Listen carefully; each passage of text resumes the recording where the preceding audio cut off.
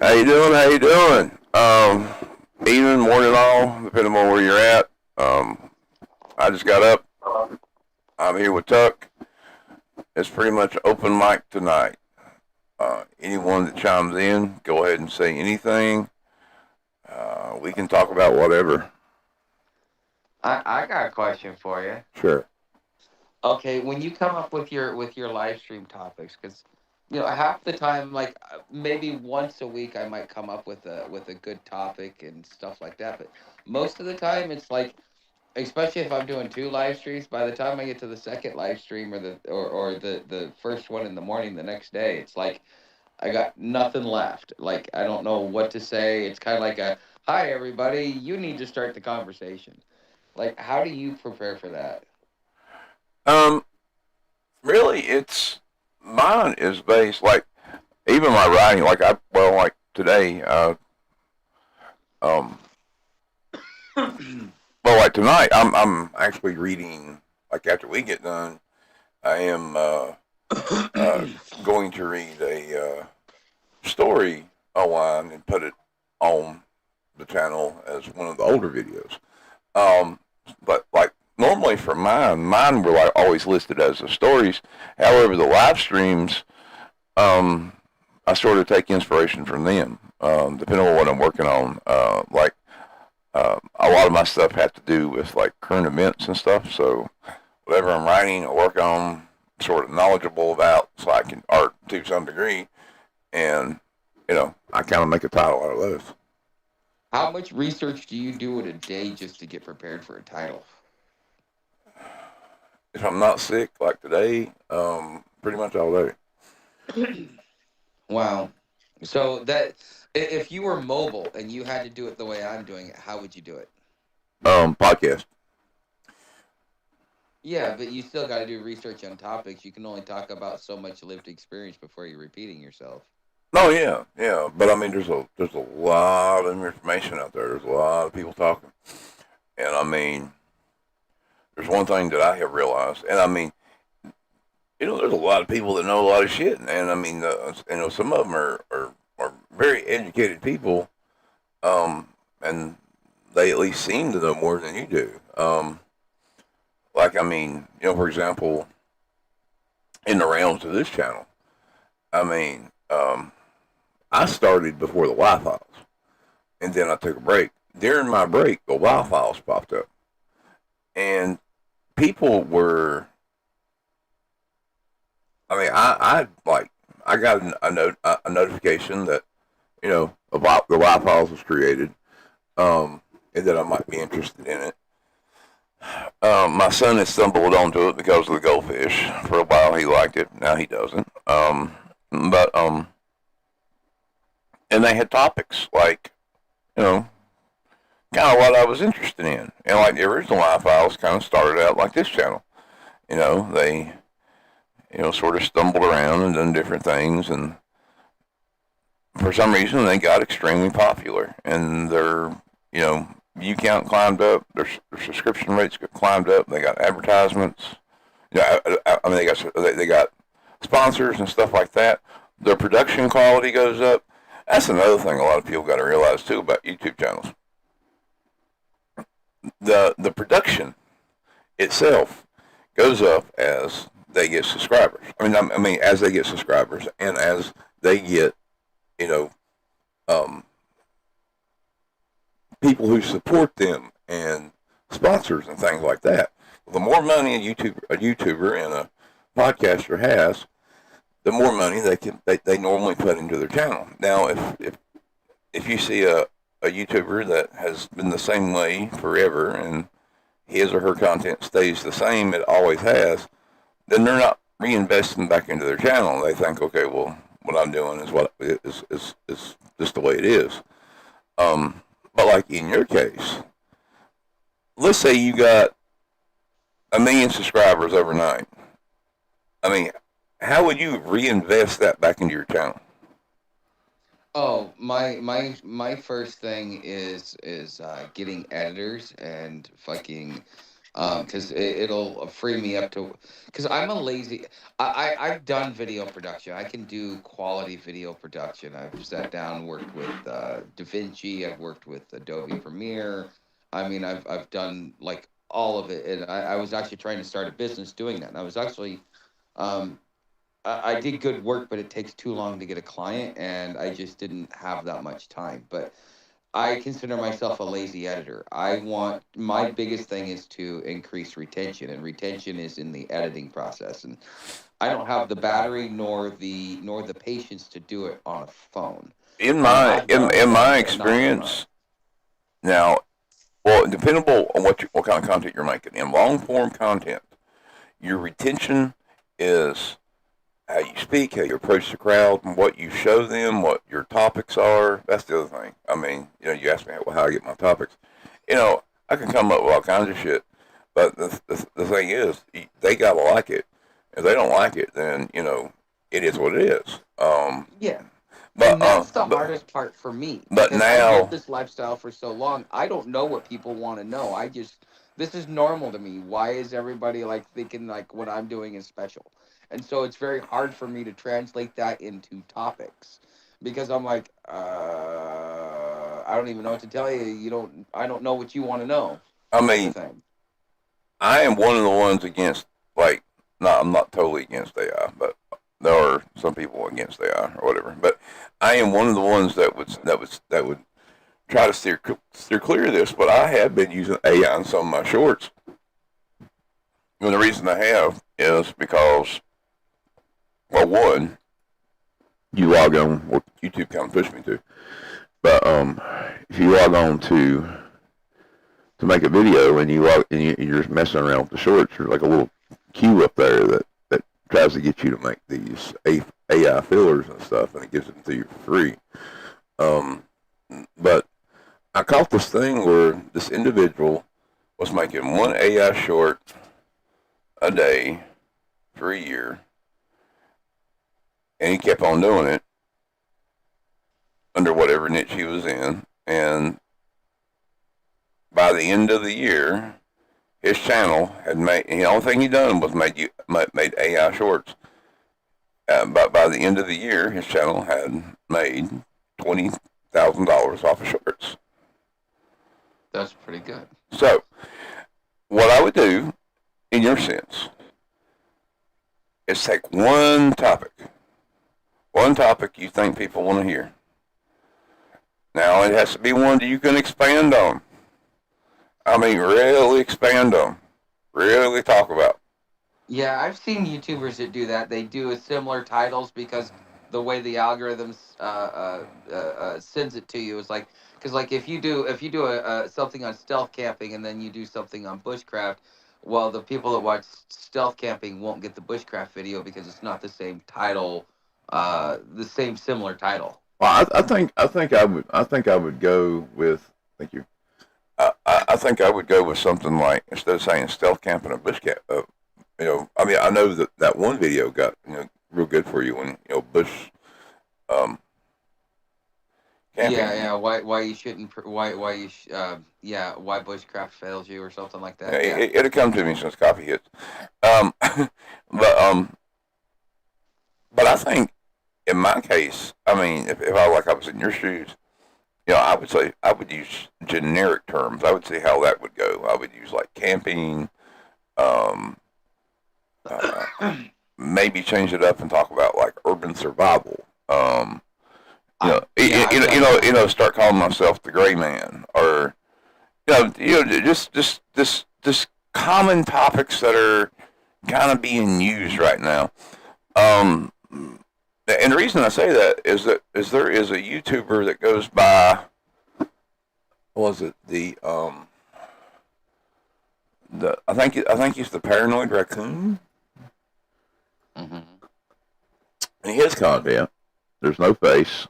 He is a damn good animator. Um,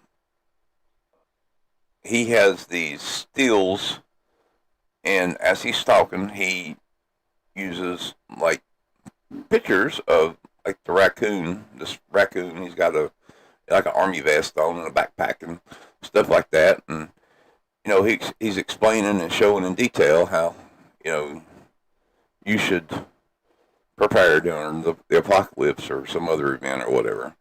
I mean, he chose the raccoon as his symbol because, well, they're basically survival animals. They can live out of the trash. They can live out of whatever. And they love shiny things. And they love shiny things. So, that's kind of the idea that, I would pick a topic, and I would always make sure that my name and hashtag or whatever is catchy. I mean, you don't have to use your in your channel name and stuff like that in your as your hashtag, because well, of course, unless people are searching for something specific, they're not going to look up, Tuck or Actually, that's one of my top search terms is Friar Tuck. Really? But that's also because when I'm walking down the road and I'm talking to people, I'm like, yeah, you can follow my journey. I'm Friar Tuck. You can find me on YouTube. Yeah. Maybe you should. Maybe you should print up. 25% of my search traffic is Friar Tuck. Maybe you should print up like fucking QR stickers and some like business cards and like hand the fucking things out.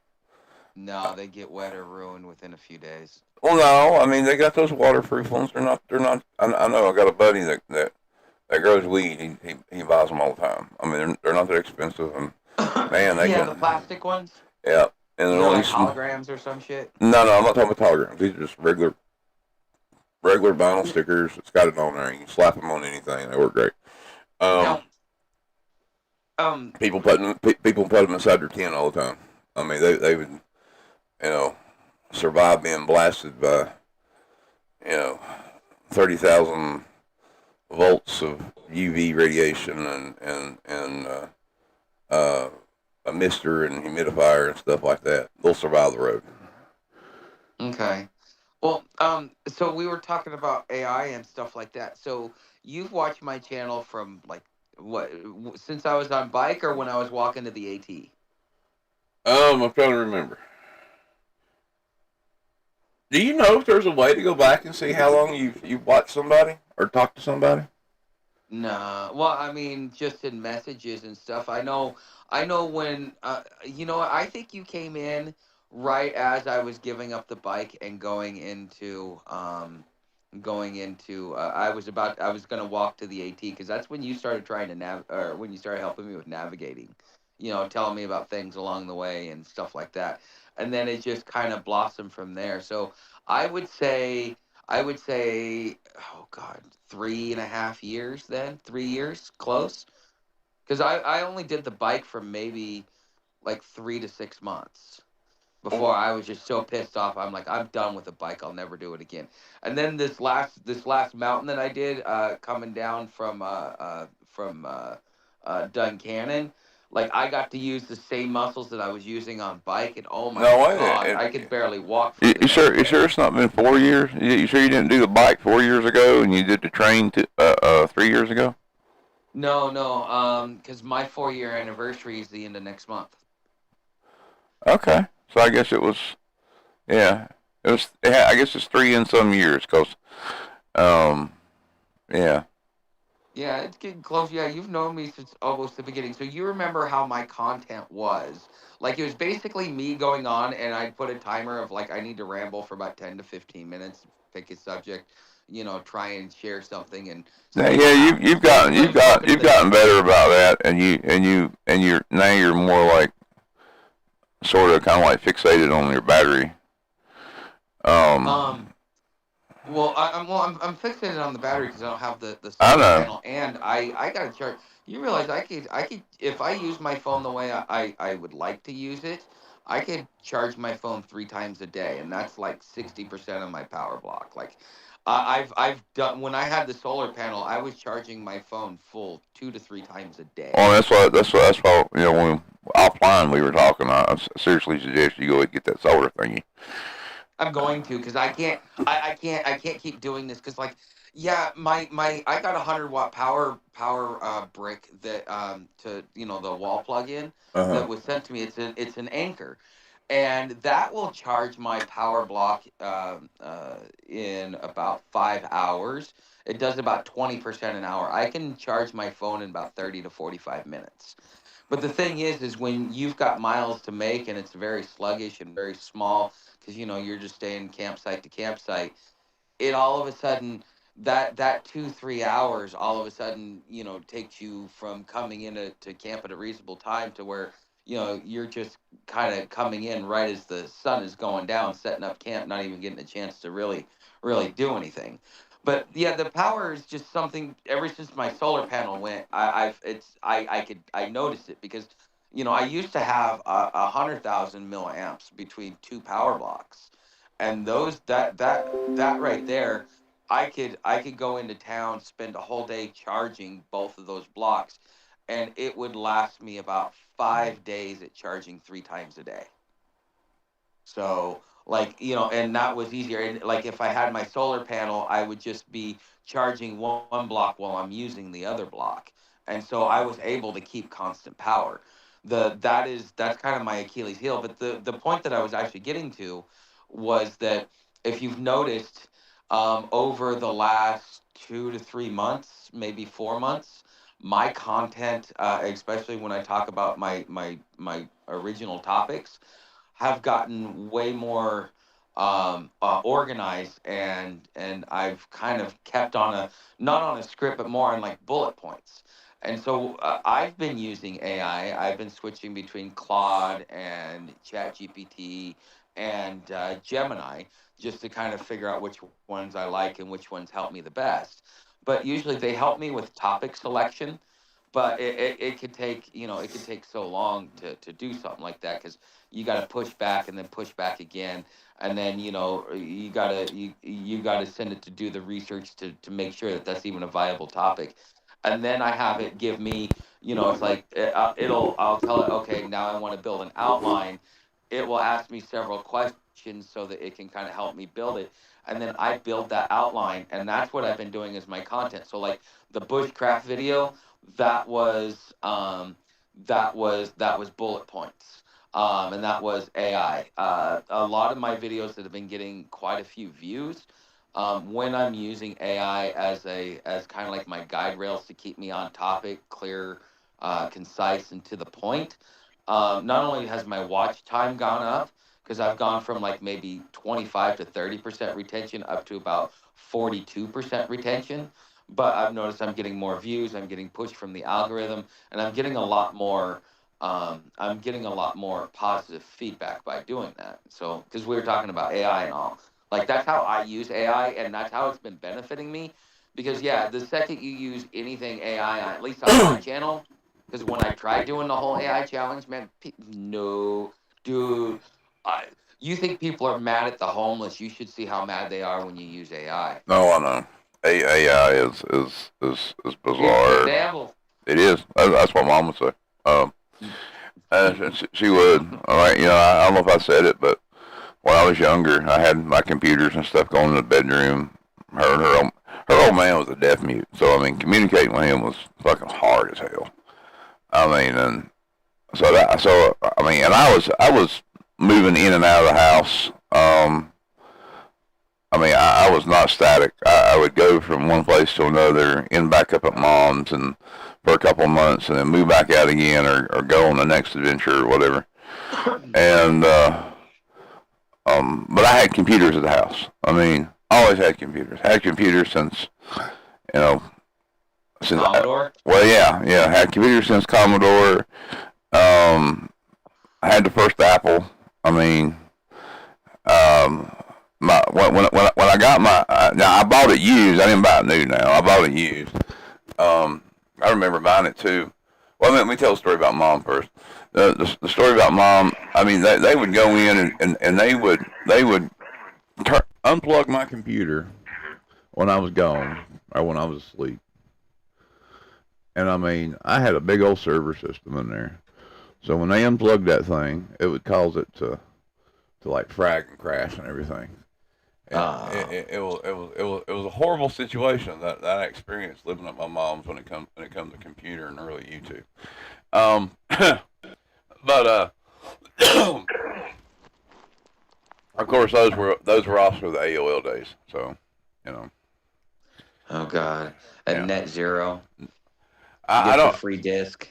Oh, we never used Net Zero, but we always had the free disc. Yeah, throw it in, go. I mean, I couldn't tell you how many free discs I had. There for a while, like way before Y2K, I was certain it was a conspiracy that they were putting stuff on those discs, and I mean, I had um, analyzed them, gone through them, trying to figure out what the hell was going on with them because some of them was a little different than others, and yeah, I was obsessed with them back then. What Um, made you start? What made you start distrusting everything, or within distrusting the system and how it was going?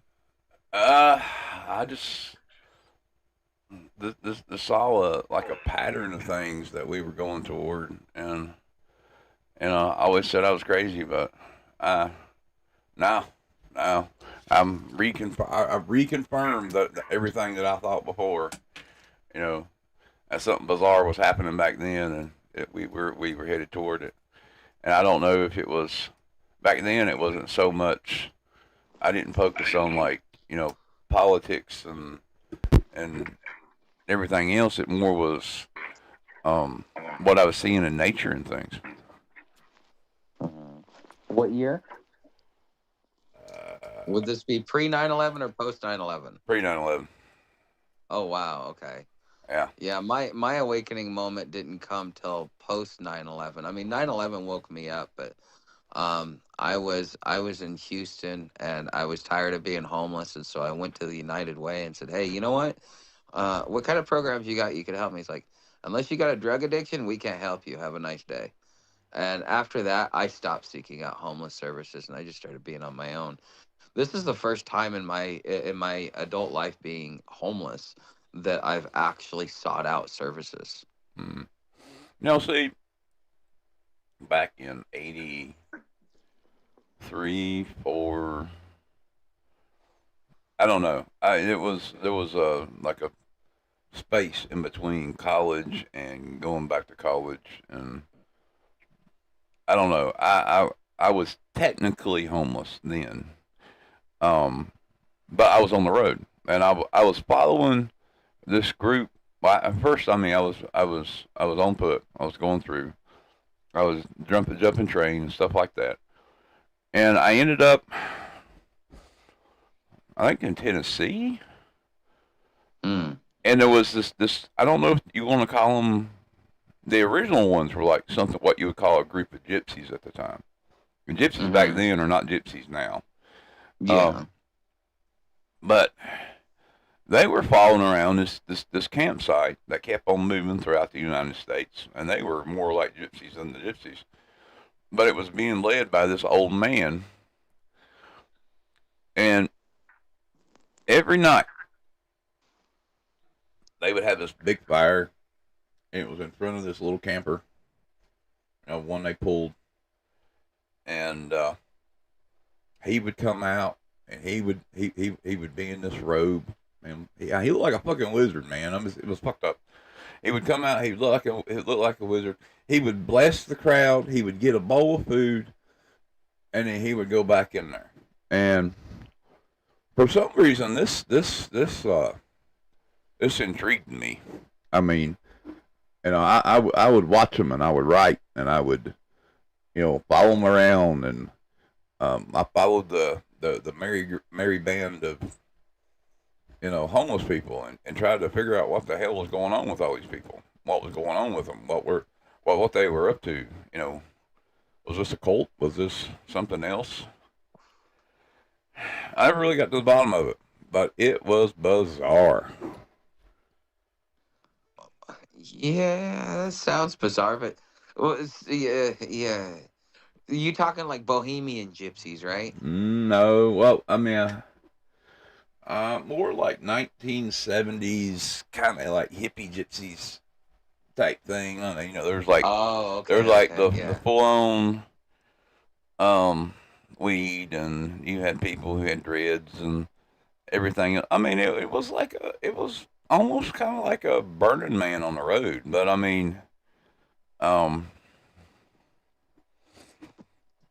it could have been like, I mean, they were still talking about stuff like Charles Manson and things back then. I mean, it was, I don't know, it was wild. The whole thing was wild.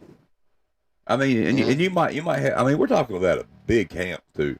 You might have like one group of people over here doing acid, and another group over here playing music, and another group over here smoking weed, and so another group over here drinking, and and they had like this big communal place where they made food, and it was always in front of this wise old man's camper, and I don't know. That was the only time you ever saw that man.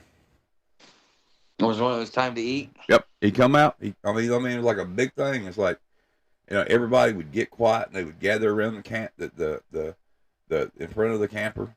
This is where they had everything set up. There'd be this, big fire and looked like a big cooking pot, and where people would be cooking stuff and things like that.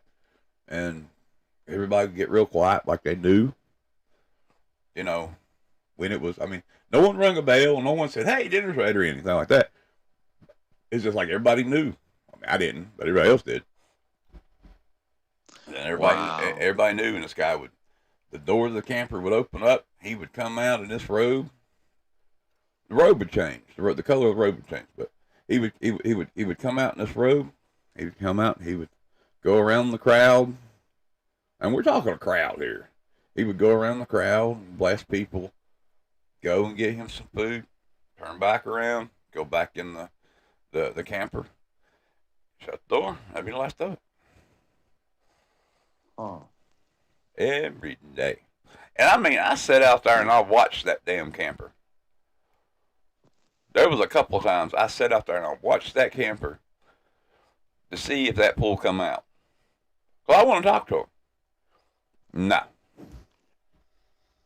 nada. Really? Yeah, He stayed in there the whole time, huh? Yep. I followed them from Tennessee to California and down to Texas. I think it was. And they were following what were they carnies or just following a fair or what? No, they were on their own thing. So they were just a Roman band, and no, that would have been cool to Mm. see.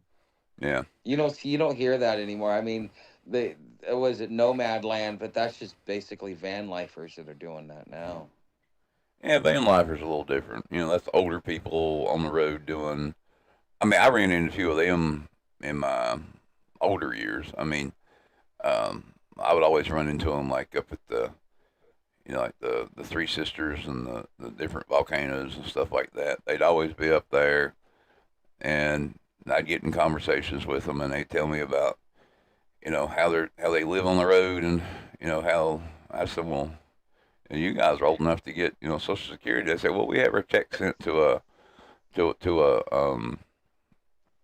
a PO box in I was Montana or something, and most of them would say that Montana seemed to be a big spot for these people, where they would all have their money sent there and vice versa. But yeah, yeah, you can't do that now though. No sir. Well, Montana is a very free state. They were one of the first ones that was able to circumvent some of the gun laws because if it was domestically manufactured within the state, federal gun laws didn't apply. And so I remember having a friend from high school that moved there because of that, and you could start driving at like 12. Well, Jesus Christ, you lived up there and you didn't have a gun, you get eaten. Yeah. Well, yeah, I've heard it's very rural, and I've actually talked to one of my subscribers who has family land in Virginia or Yeah. West Virginia, and he's got his own land in fucking in Montana. So, and he's telling me about it. It's like, you go out there. There's places out there that have never been touched by man. Yeah. Did you say you're going up to Maine?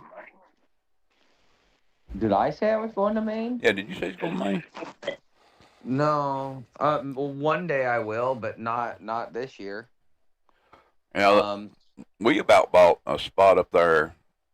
When you think you're talking about untouched by man, usually I think about unorganized counties, and Maine is one of those places that has unorganized counties along the upper echelon between Canada and the United States. And those are counties that don't have county seats and basically don't have laws. Um, Oh. and but they have their own form of localized government, and That's it probably varies. not pretty. No, it's not. But we about bought some property up there, and When I first started talking to you, that's where I thought you was Maine. I mean, there was some talk that we had was thinking about moving up there, and I mean, um, I don't know how active I was into it back then. I know it had come around a couple of times, but pretty much I've been always in Virginia. Virginia is a beautiful state. There's a lot in Virginia. Virginia is the flashpoint for any domestic war we have, at least historically. Well, we're getting ready to have another one. Yeah, but how does Virginia? Okay, so you know a lot about your local history. So like, how does Virginia become the flashpoint for all of it, for the American Revolution, Civil War, War of 1812, all that stuff? How does that become? How does that all become a flashpoint? Like, what is it that makes you guys such a flashpoint? Because Virginia is all of the United States in one state. We have everything from the coast to the mountains to the desert to everything. Everything is in Virginia, and it's split into various parts.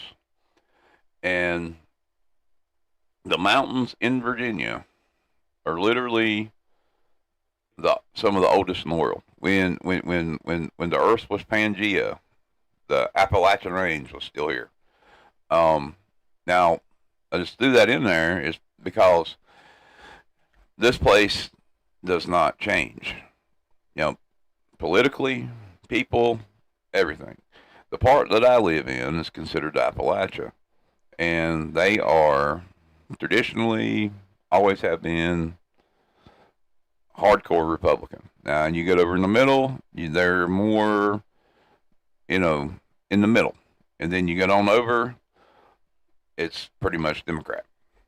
Closer to DC. Yeah. So, and I mean that's kind of like where they had it, and now they passed this one law where they're redistricting things, and they tried to do this right after the Civil War, and they succeeded, and made life real hard for people like me in Virginia. The Appalachia, they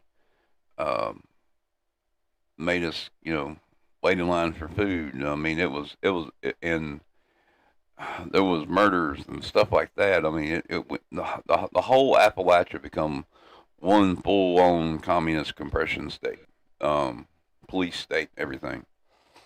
Back then, they didn't want to fight back. This time might be a little different.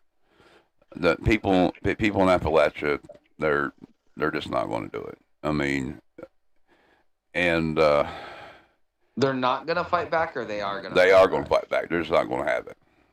Okay, what is the flashpoint for them though?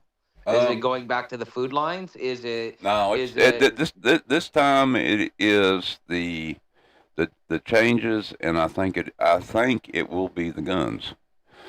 Because see, Virginia has always had, pretty much open gun laws. And they have really come in hard on everything. Even the state police is bucking against the governor about the new gun laws. And so when you have the state police doing that, and when you have, members of the government saying, okay, we're in trouble here, and then you have a whole section of Virginia that is like, come and take it. We hang tyrants here. I mean, that's just the way. I mean, there'll be a bunch of country boys that will march on that part of Virginia. I mean, that's. I mean, they have already dressed in full kit and everything and went to Richmond and like said, "Hey, you sure about this?" I mean, and they're getting brave. I mean, that's all I can say. They're getting brave. Yeah, you can only push somebody so far before they say, "I'm done. I got nothing left to lose." I mean, And man, what? there was something that happened up in similar. I posted it on my Facebook um the other day. Let me go find it so I get it right. I mean, we're talking something similar that could happen here. Um, let's see, let's see, let's see, let's see, let's see. Where is it? All right, that was another NASA case. That was okay. This happened in Massachusetts. April 21st, somewhere in there. There was 72 passed away by resisting gun confiscations in Massachusetts. The National Guard Task Force detailed a confiscation catch of recently banned assault weapons. They were ambushed by an element of anti-government pre-military extreme fractions. That's another thing too. We got a lot of um, uh, what do you call them? God, I can't think. Vigilantes? No, not vigilantes. Like the militias? Yes, militias. I mean, they're all over Virginia, um, and like Massachusetts, all over Massachusetts. Now, see, this is another thing too. You have this amount of people that got taken down by the local government. I mean, they got slaughtered. Um, 72. I mean, that's a big that's number. it's almost a platoon, isn't it? Yeah, yeah. I mean, it's more than people who pass away in a war, in like little small wars. I mean, you know, so yeah, I don't know. So I'm not I believe I believe everybody has the right to own a gun. I'm just not one of those people that will own a gun. I'd rather have throwing knives or something like that. And I've always said that. But like, what are they doing? Like, are they really like going after guns now? I mean, I figured with Donald Trump and the MAGA crowd in Well, and I mean, a lot of people are like, oh well, just I mean, they think because we have Donald Trump or whatever that that type of thing is safe. That is not the case. yeah, it's Congress, but I mean, yeah. well, I mean, it's not just Congress; it's the states now because the states have have more power than the. All right, see, you got to think about it. Originally, each state was supposed to have their own degree of power, and Hmm. then they fell under the preview or the umbrella of the United States government as okay, well, these are the laws of the land. This is what you need to follow, and this is what you need to follow, and the Constitution and everything is supposed to be based on loosely on the Constitution of Virginia. Now, see, that's the thing. Virginia, the founding four, um, that is how the United States and how our vision is supposed to be umbrellaed across the world. The way Virginia thinks is the way the United States thinks. That's how it's supposed to be, and we are neither supposed to be right nor left. We're supposed to be in the middle, and there is one thing that we should, that that the United States and Virginia is always supposed to do, and that is reject and refuse tyrants. Um, the problem is when government when certain parties decide to ooze their way in and they start acting like tyrants, and they know that if they can, you know, change Virginia, then they can kind of affect other things. And it has always been a Democrat's hope to make Virginia like California, and that's what they're trying to do. I never knew that. I've always wondered why. I mean, because I know Robert E. Lee came from there, and he was one of the best generals America ever had. Robert E. Lee, his horse, one of his horses, as he was going through, hit one of his horses died, and his horse is there's a monument. It's probably one of the few monuments that's actually left in Virginia. Is on a cemetery up here behind my house. And there's a monument up there in the woods, and there's a whole cemetery around this horse, and that's where the horse is buried. So, the horse he was on, he got another horse while he was here, and him and his platoon took off on down. So, Yeah, he was very tactful. I guess the Emancipation Proclamation is the only reason why the South actually lost that, and um, yeah, but there was a lot of financial interests that were backing the South in that point in time, because that's why Lincoln did the greenbacks, is because the South was being offered 10% interest on loans, and Abraham Lincoln was being offered 30%. He said, "Screw that! They're trying to create the outcome of the war." yeah, yeah, and Oh. after the war, you had what was it? There was an organization. Let's see, shadowy. Uh,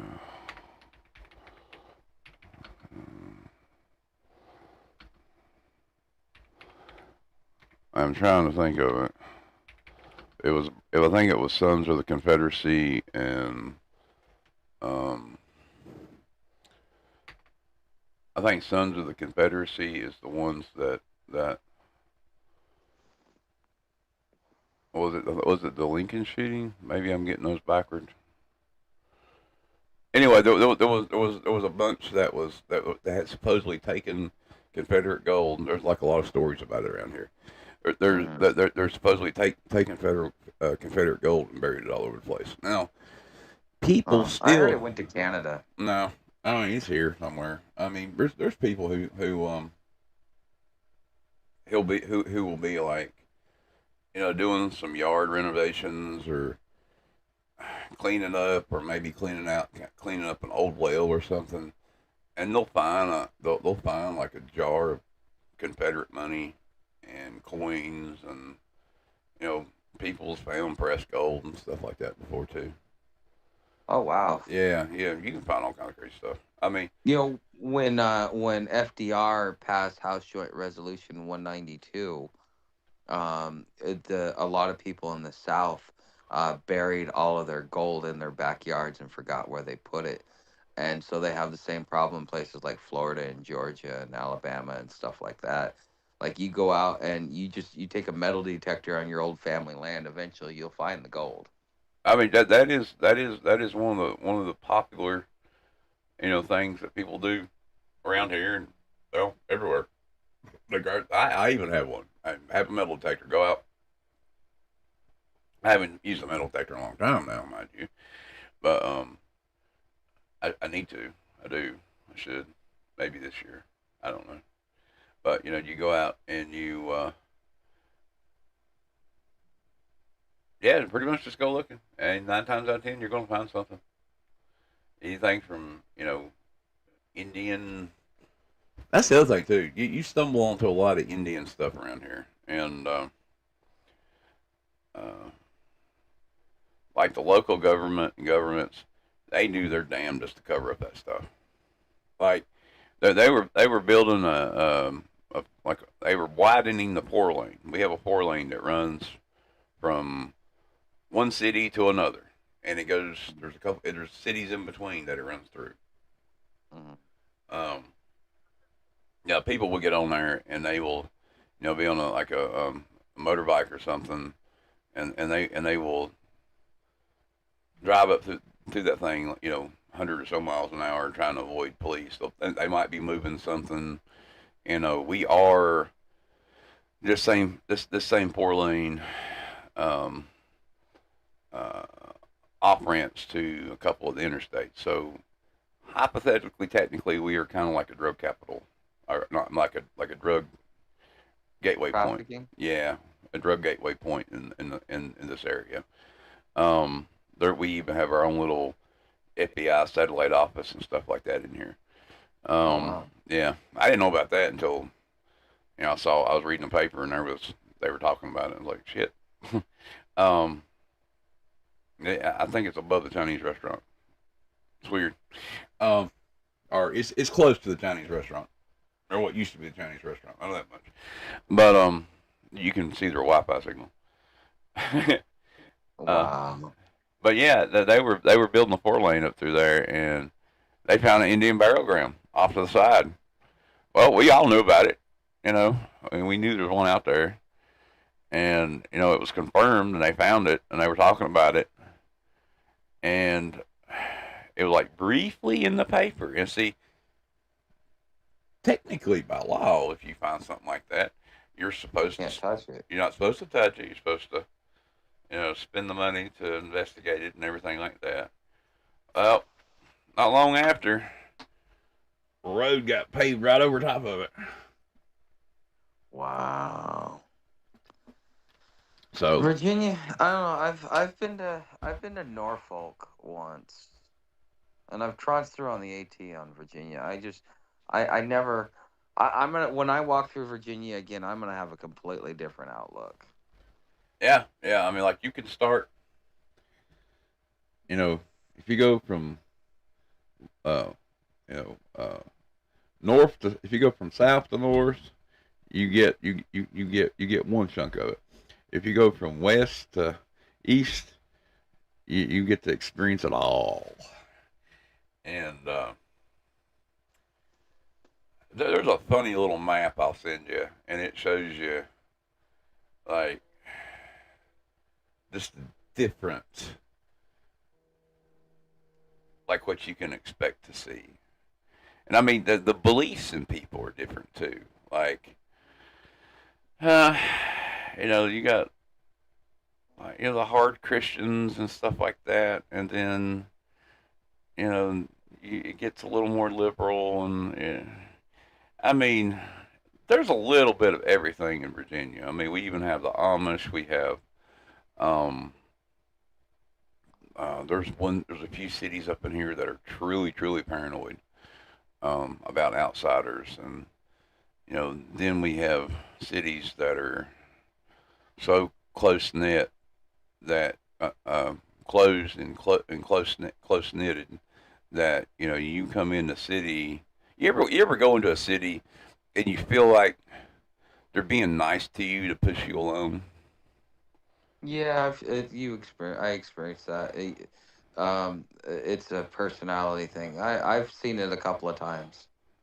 Like that you might go into a diner or bar or something, and they'll be like, bring you food, and the waitress is nice, and the bartender, the server's nice, and they're talking to you. When you leaving? Where you heading? Yeah, yeah, and they're like that, and like everybody. And then all of a sudden you might see a police officer just mosey on in, or you might see and he might say hi to you, or someone else might come over and say hi to you, and you get you're one part of you is like, this place is nice, and then you get in this feeling like, well, I think I should be getting alone, and yeah.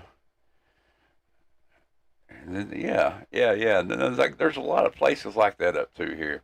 Everybody knows everybody, and if you were to say, yeah, I'm gonna go over here and buy this place right here, you wouldn't be buying that place.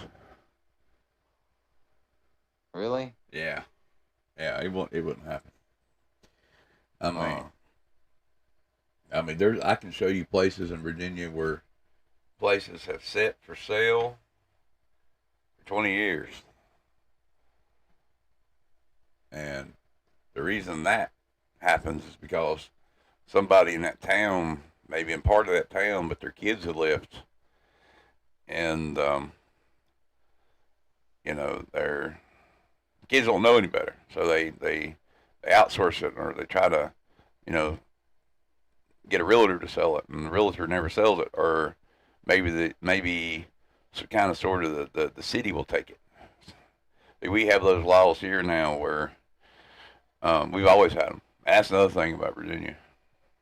There's some families that own entire towns, and how they got those towns is um, when someone dies, they don't have any They say, family. They say this person owes me money, and they take the property.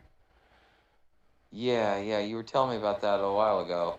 That's really strange. I don't know. There's also, the thing that just like with Windows, you have Windows on Windows, or like I like to say, shit on shit. But the law is the same way. I took over two houses in Oregon using an old King's law called adverse possession. Are you familiar with that? I am. I am. I mean, and those things are you really got to be careful using those now because people are They're stupid. They don't understand it. well they're stupid, but they're also waking up to it too. I mean, like there's a lot of people who are trying to do that in Florida, and a lot of people were trying to do that in California, and they were thinking that the old squatters laws would work, and No. and they were finding out that the city had the right to change those laws while they're in there. Um, but California's That's real bad against for the it. Constitution. You can't implement a law ex post facto. Yeah, but I mean, somehow, some way, I don't know that they were doing that when it comes to those squatters laws because Well, see, they were making them people move. well, adverse possession is not covered under squatters laws because a squatter goes in knowing he's not supposed to be there and is going to make you fight him tooth and nail to get him out. Somebody with adverse possession, you walk in the front door and treat it as if it's your own. You start doing maintenance, you start doing repairs. Squatters don't do that. And see, that's the big difference, and that's where a lot of people get confused. When I took over the first house, I went in, I got to know the neighborhood. They thought I was buying the house because it was up for sale. It had been abandoned for like 2.5 years. I went, did my research down at the county office, got to know the community, talked to them about it, stuff like that. They thought I bought the place. That was me, getting in under the radar.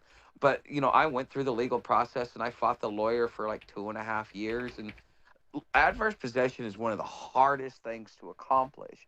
Most people can't get it because you have to basically go uncontested, pay the taxes, repair the house, and treat it as if it's your own. And after 7 years, if nobody comes back to claim the land, then it's yours. And that's technically the way it's supposed to work. It still works that way. Yeah, And this is people this trying to is use this is squatters laws means that they don't know what they're doing. yeah. Now see, this was the adverse. Now it says often ranging from 5 to 20 years to be able to pull it off. Now I know Virginia I think is 4. It's either 4 or 5, and I know in Virginia you don't have to stay there. All you have to do is have power on a domicile. If you And have, pay the if taxes. well, I mean, you don't have to pay taxes. You just have to have power run into a place and say that well, I've had power on here for a year, and then you can claim it. Yeah. You know, yeah, well, I did mine as a community project. I really, because if I wanted to, I could have like, scored about 50 grand, from what I did to those houses, like just the repair, labor, maintenance, doing all that stuff. Like, I mean, yeah, those houses were fucking destroyed. At least the first one was.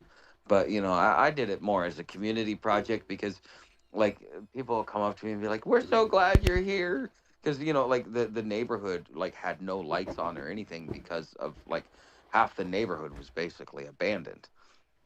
And so yeah, it completely changed it. Like I cleaned up the whole area, got all the druggies out of there, whole 9 yards. But yeah, I adverse possession is something that is extremely hard to complete, but it is something that you can use. Like just think about it like this: you're in a neighborhood. You notice that your neighbors are getting foreclosed on. What happens is that that property goes to the bank, but the bank puts it in one of their holding banks, and that bank is required to pay for the lawn care and maintenance and keep it up and stuff like that. That's how they keep their interest in the land. But a lot of these holding banks don't do that. They just let the property go. Every once in a while, when you got squatters, they just let it get destroyed over time, but they don't really retain the value. And so if you got in your neighborhood, if something like that happens, you as a community can come together and adversely possess those houses to keep them up. Not only does it retain your property value, and the security of your neighborhood, but if you can, you can rent out rooms and stuff like that to pay for the maintenance and for the upkeep. And if anybody, ever wants to come back and take that, you can get compensated for making sure to manage that house, because the holding banks, they don't do their job like they're supposed to. That's how I was able to get the first house. And because I did such a good job in the first house, the guy in the second house just signed over his house to me and said, fix it. And I said, fine, gotcha. And so I had two houses right next to each other. I was renting out 7 out of 8 bedrooms. Now there is a. Hopefully I didn't mess up anything. Unplugged the microphone. I plugged another one up. But anyway, the when I was here recently, I had discovered something that might be of interest to you. I don't know. You might already know about it, but you can, as you're traveling along, you see a house for sale. Hmm. You can go and offer to buy that property as long as they sign a contract, Yeah, purchase agreement. a purchase agreement. And in that purchase agreement, that it allows you to sell that house to a uh, what do they call them? Like a trust. No, not a trust. Shit. Uh, I'm waiting on another pot of coffee. It's a brokerage company. Okay. It's a special little thing you got to stick in there. And you can go online, and there's a website you go on to that allows you to list that house on that brokerage company. I mean, a brokerage site, Hmm. and people will offer you money for that home sight unseen. And Yes. so you can get the house for, let's say the house is worth $150,000 tax value, and you buy the house for, I mean, you don't, no money changes. No, you have no money at all. Poor people do this. They do this to make money with. Um, you let's say that they'll sell this place for $50,000 or $60,000 because it needs God knows what, and you list it on there, and they offer you 90 for it. Well, you walk away with, you know, $30,000, $40,000. Yeah. Um, my grandfather used to tell me about things like that, because he was a big property investor. Um, But yeah, but I got one of the shown how things to that do that, and I got shown that you could do that. Um, if I was going to do something like that, I'd go with the tax lien route.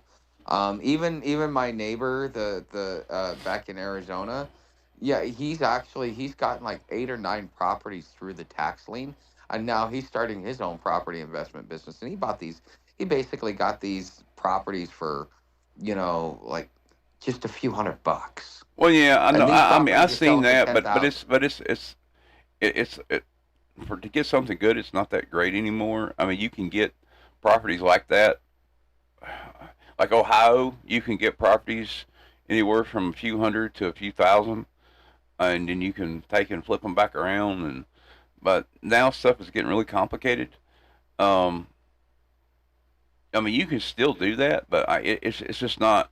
It's just not an effective business model. I mean, we had went and bought um, homes in Ohio. I bought a condo, not a condo, a duplex in Ohio, and I went around looking at various different properties. My plan, for some reason, was to move to Ohio, and where the rent was cheap and I could get a big house. And I don't know. I was stupid at the time. Anyway, I settled on this college town. I bought this duplex, and I was flipping. I had moved all my stuff up there. I was living in part of it, and I was flipping through the paper one day and finding out that the how much I'd given for this property, and finding out how much they were selling these properties for. And yeah, it's just not, and I found out why they were doing it. So I mean, that's another thing. You might get stuck with some stuff you don't want, and the tax flip and the tax. Yeah, unless you're really going to buy a home for yourself and put the work into it, that tax stuff is not all what it's cracked up to be. Um, I mean, Massachusetts has got stuff like that. New York's got a lot like that. I mean, they got a list. You can probably they even have a project on there where you can go in there and buy houses for $1. Yeah, in if you go into some of these cities like St. Louis and Kansas City, they Uh, have old Victorian houses. They've got a specific program through the city where they will gift you the house oh as yeah, long as you can prove that you can do the repairs, and because it's going to be a historical site and stuff like that. But this is how they're fixing their abandoned house issue. You just Yeah, you may not pay $200,000 for the house, but you better come in with at least $100,000, and you've got like 2 or 3 years to completely repair the house. Otherwise, you lose it or some shit. then you got like taxes, tax write-offs and stuff like that, and incentives and things like that. Yeah, Virginia's got that too. You just type in, and anybody that's listening that wants to do that, just go online and type in historical houses for sale, and it will pull up pages and pages of it. You can go on there and you can see all these properties for sale, and they'll link you to like your, let's say you live in Texas, say historical houses in Texas for sale, and they'll link you to the city and the state, and you know, um, what you're willing to put down, and a lot 9 times out of 10 these places are negotiable. I saw a beautiful castle in fucking New York today, and it was. I mean, when I say 99,000, it might sound like a lot, but for this place, yeah. But it still needed a lot of work. Um, A couple 100,000 worth. It's probably like a $500,000 house or something. yeah, but they were consistently, they had to, the reason they were selling it that cheap, that kind of property, 100 $200,000 is not a lot of money when it comes to buying a house right now. Um, but they were already putting more work into it. They put a new rubber roof, they put in new electric, they put in new heating. They want whoever drops the money on it to move into it and start working on it. I mean, Yeah. they were getting ready for that person, and that's the kind of thing I like to see. If you got a realtor that's going ahead and taking care of all the stuff that needs to be, taken care of this Yankee, before you get in there, so you can go ahead and work on the other stuff that you want to. That's the kind of people I'd like to work for. I mean, work with, not for, work with. Yeah. My mom, the house her boyfriend had, across the street, there was. I mean, barely the structure was barely standing, and yeah, that whole family, like, they'd spent like 2 years by the time I showed up repairing those houses, and sometimes those houses are so dilapidated you got to like do almost a fresh build. I mean, I guess you could say that there's homes out there if you're willing to put the work into it. I mean, What'd be fun though is to do something like that on YouTube. I was actually considering doing something like that. you It's should. what Yeah, but the Maybe thing is, maybe you could in do. order to in order to be able to be compliant, I'd have to raise thousands of dollars a month Well, I mean, to do that. there's a woman that raised thousands of dollars a month to build a friggin' bunker under a home here in Virginia. I don't see why you couldn't. I don't know. Maybe as I go through one of these towns, if one of these bigger towns that I know where they having it, maybe I'll sit back and talk with them and say, hey, look, this is also a PR view for you. So if you just give me some leniency and let me use my channel to build it, It'll be a project and people can follow along. Maybe that might work. It Who might. knows? I mean, they might go for it. I mean, I don't see why not. Yeah, I mean that would be perfect. I mean, really. Uh, I mean, I'd have fun doing it. I mean, but after repairing that first abandoned house, it's kind of made me never want to own a home. Because I There's a mean, the kids kicked in the fucking doors, they spray painted, and you couldn't paint over it enough because of the spray paint they were using. Fucking, I had to completely rip out a whole section to avoid black mold. And in Oregon, if you get black mold, you're supposed to tell, because then they condemn the whole fucking neighborhood. And I was like, oh shit, I don't want that to happen. So I fixed it on my own, and got rid of that shit. And fucking, I had a burst pipe out in the fucking yard as soon as I turned on the water. And that was $300 my first fucking 2 weeks. Yeah. So after that, I'm like, I'm not so sure I want to own a house. I mean, a house would be nice to own, but the amount of work, especially if you get a fixer upper, ugh, it's like, I don't know. I have a different perspective. yeah. They come with a whole host of different problems that are kind of like waiting on you, like bear traps. Oh yeah, and I mean, you gotta rebuild that whole house probably what, once every 20 years, with Mm, all the little different panel replacements and stuff like that you got to do. it depends on By law. it depends on how you fix them to begin with. I mean, you can go in. You can do a lot of different stuff that will increase the how long that stuff would last. I mean, there's houses out there that have last hundreds of years without being touched. Mm. I mean, I saw a house like that. I mean, down here in this area, and plus, I guess it depends on like the climate and stuff like that. But there are houses back out here in the like way back in the woods and stuff that people built, and people built stuff back then different though. Uh, you might be walking along, and you might be exploring way up in the mountain or in the woods or something. You stumble on a abandoned place, and you walk in, and it looks fucking immaculate. I mean, there's places like that here.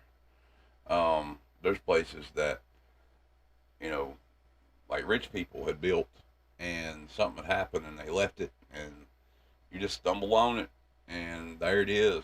And there's a castle up at the Parkway that, well, a lot of people's been up there now because they found out about it, but you know, back then it sat abandoned for 30 plus years, and somebody stumbled up there on it, and cars were there, everything was there. There was still food in there was still food in the refrigerator for the time. I mean, power was still on. The guy that the guy that built it, he was some kind of guy from Russia that had supposedly built a family home up on the mountain. Never able to come back.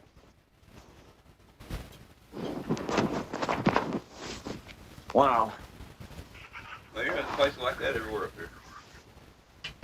A lot of summer homes people never go back to. Well, with the population implosion that we're having, we shouldn't be having very many housing problems coming in the near future, especially with all these old abandoned houses over time. I mean, you think so? I mean, I don't understand why. You know, at least everybody don't have an opportunity to have some form of either be an apartment, a home, a trailer, or something. I don't understand why people, why there are people that are homeless unless they want to be. Hold on, there's a reason to it, and this is what makes our capitalist system go. Well, no. I mean, I know there's a reason to it. I'm just saying is, I don't understand why. Let me rephrase that. If they didn't want it to be, plenty of homes for people. I'll tell that. You got a lot of static coming back. I know. I'm trying to fix something. I'm over here. Oh, I'll be back in 1 second. okay. Um, yeah, well, no, just in order to be able to have home values rising, you have to have scarcity. And so by scarcity, it means that you drive the price up, which therefore artificially creates a demand because people are looking for housing that can't afford their housing. So therefore, it causes the price to go up again. And so the homeless actually serve an important purpose in the economy in the sense that without us, you can't prove that there's scarcity. There's you better keep that job, otherwise you're going to be homeless. You better pay this. You better buy this house at this price, or you're going to be homeless. And so therefore, it becomes scarcity and a scare tactic. And people have been falling for it hook, line, and sinker for 60, 70 years now. That might be why everyone got freaked out about what Elon Musk said today. Which was, He said that there's no reason to invest for retirement because by the time our generation will be ready for retirement, that AI would be supporting everyone, basically. yeah, it sounds like they're really trying to implement Project Venus. Are you familiar with that? Nah, I'm not either. I mean, I might be. Did you ever watch the Zeitgeist trilogy? What? Zeitgeist. That sounds familiar. It was a big fad in the early 2000s, like 2009, 2010, around the crash, because that's when people started waking up, and that's kind of what started the started fanning the flames for the free man movement that I would later join. So a guy in New York, he was just a film guy, and he did a show, and everybody liked it so much that he created a video, created it into a video, and put it on YouTube. So you got Zeitgeist, Zeitgeist Addendum, and Zeitgeist. I can't remember what the third one is. Now, But at the I think I did. Now I'm just having them like a flashback. Were they real popular in like the UK or some other places? Probably it was very cultish. Like it was like an occult thing. Like That's what I was getting at because there was who was it? The guy. Maybe he's the one that made the Alien series. no, not the same guy. No, no, no, no, no, no, Oh, no. They, okay. they they did a documentary and they went out and they were this wasn't really related to the Alien series, but they did a documentary and he was doing like a UFO thing and he they come to this they went to this the city and there was a house that people would talk about and it had these symbols all over it and it turned out to be the what you're talking about. Oh, like an occult thing for Zeitgeist. Yeah, yeah. Like I mean, they had like altars and they described the parties and like this was in the paper and all kinds of wild stuff. I mean, um, so yeah. I got a general idea from the documentary I got a general. I suppose I got a general idea what you're talking about. Yeah, it was a historical thing. It wasn't anything kind of like you remember with the movie like Donnie Darko or something like that. That was considered an occult film, or Super Troopers and stuff like that. It was kind of like a indie film, what they would call indie films later on. But Yeah, yeah, yeah. um, yeah. Anyways, he had a guy. His name was Peter something or other, and at the end of the first one, he mentions that there's a society out there that wants to do a plan, for our future, and it's a resource based future where we get away from the fiat.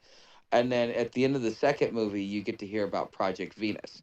And Project Venus, he's been going at this since the 90s or 80s, been trying to convince Congress that this is the way we need to go, which is man has mastered science, technology, and robotics enough to where we can have everything that we need done to be automated. And when it's automated, all of a sudden the Apple becomes the currency and stuff like that, because the machines will do everything for us, and we will have complete we will have a better quality of life, because we won't have to do anything but just live, exist, and experience life, because the machines will do everything for us.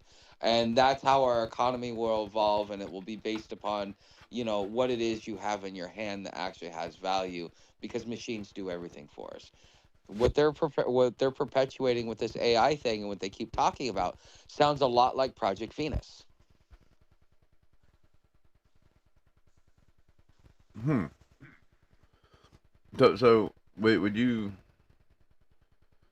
believe that? I mean, would you go as far as to say that maybe supporters of this Project Venus or this cultish whatever might be the ones that are pushing the AI? I think that somebody like the Project Venus guy, yeah, it would be natural and in his wheelhouse, because it helps bring about the society that he thinks that we should have. Yeah, but The I average mean person that's pushing AI, they're I mean telling the politicians you get more control and power, and you'll never lose a seat, because we can control public opinion in every way with AI. The capitalists are being told that you can make money and you don't ever have to worry about that unruly employee ever again. And so, yeah, there's a lot of stories being told to get people to buy into it for various reasons. But I think that just indirectly, it's mimicking the Project Venus. Now, if you want to do your research into it, because you're much better at that stuff than I am, I'm I looking at it think you now. might find something. I'm looking at it now. Um, Project Venus, it's still going on. It's been kind of like pushed over. It's called the Venus Project now. Um, there's like, or well, at least they're calling it. They're trying to make it. I mean, it's basically what you're saying. Um, Now, this is a nonprofit organization proposing a resource-based economy where money is eliminated and technology is used to automate society, manage Yes, resources, and create sustainable circular cities. Um, 15-minute cities. yeah, and see this group's out of Florida. It envisions a future aimed at maximizing human welfare and environmental restoration, moving So away that from fits the monetary green systems. that fits the green agendas. It does. There's actually, you go to Florida, you might want to go check this out. There's a, I'm not sure where it's at, but there's a 21-acre research facility in Venus, Florida. Yeah, Venus, Florida, featuring a dome structure designed for fire, hurricane resistance, showcasing the project's sustainability and building methods. Their goals are to address the root causes for poverty, war, crime by re-engineering society through technology. Sounds exactly like what we're going through, doesn't it? Uh, yeah, kind of. Yeah, and we were told about this in 2007, 2008, 2009. Mm. Let's see, what's the plan? What they going on here? And he goes and lobbies Congress. He's just like Klaus Schwab. He's just not as popular. Phase one. Phase one of the Venus Project long-term plan is already underway. Futurist inventor and industrial designer, the founder and his associate. Da, da, da, da, da. Uh, I guess it makes sense to start with DVDs and pamphlets and books. I mean, you get enough people over to your idea, you got them. I wouldn't. Well, right now that sounds perfect, because that's where something like UBI comes in, and like whether or not like either he is behind the scenes pulling the strings, getting people to do all this stuff, and the decisions have already been made, or what he did is stumbled upon the general technological evolution and the one of the many paths that we can take. But All as right, a check out society, phase two. Check out phase two. This is which phase is two.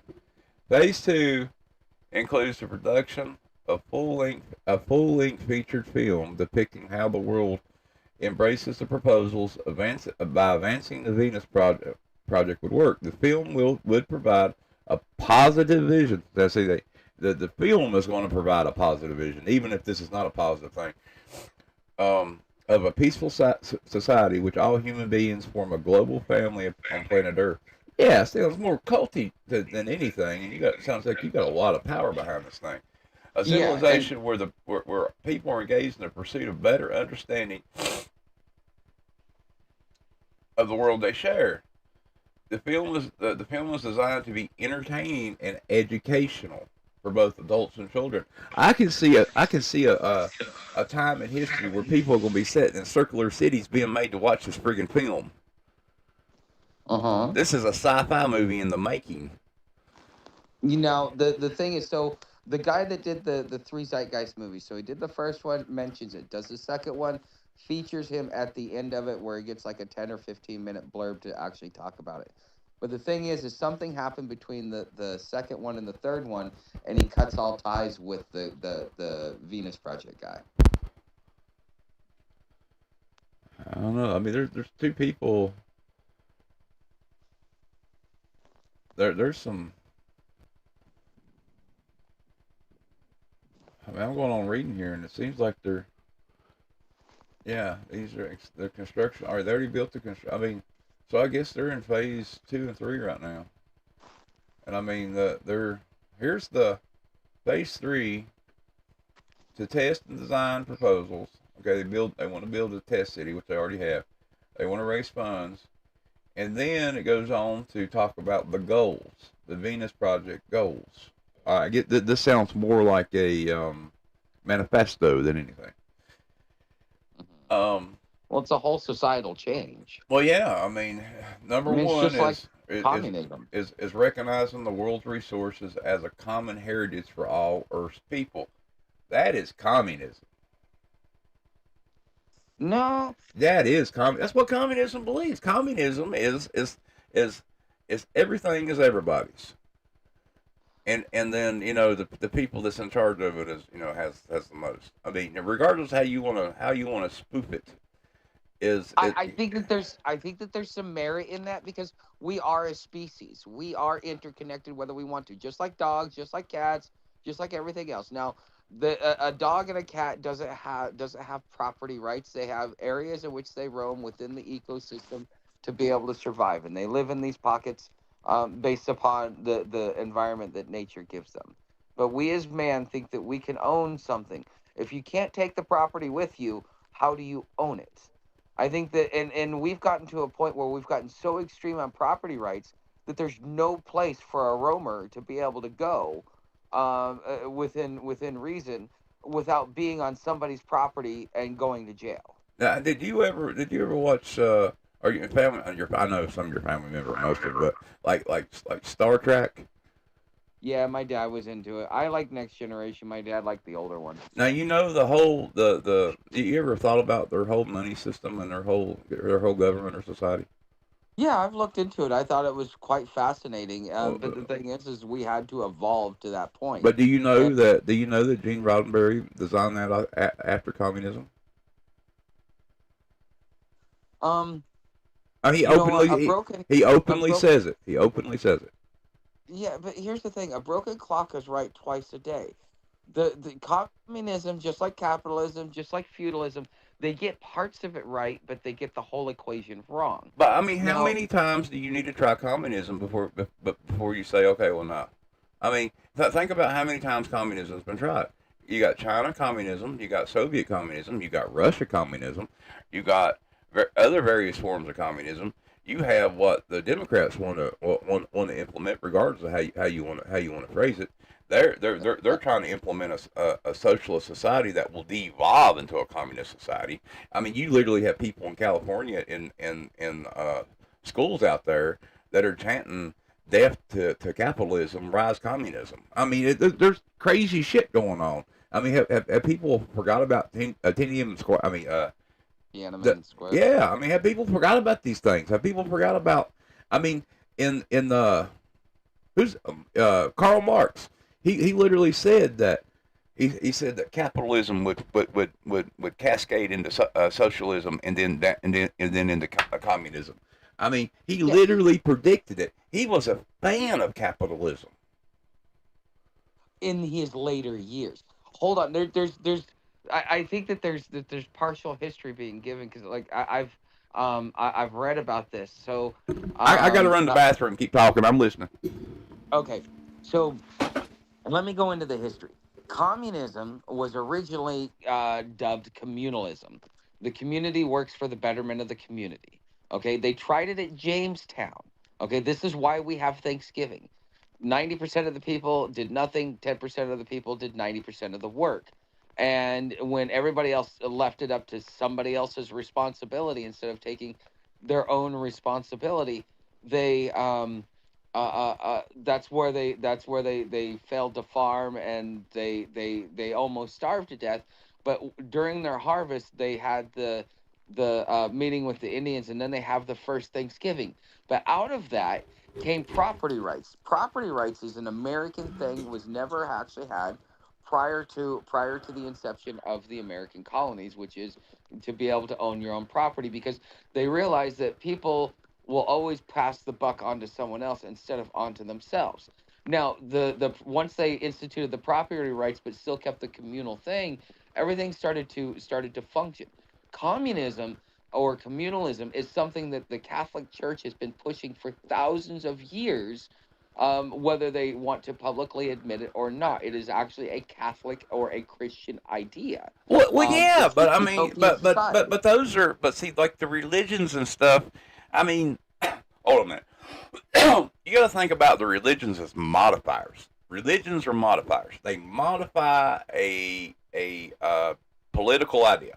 Okay, you have a political idea. Political idea is based on the governance of the people.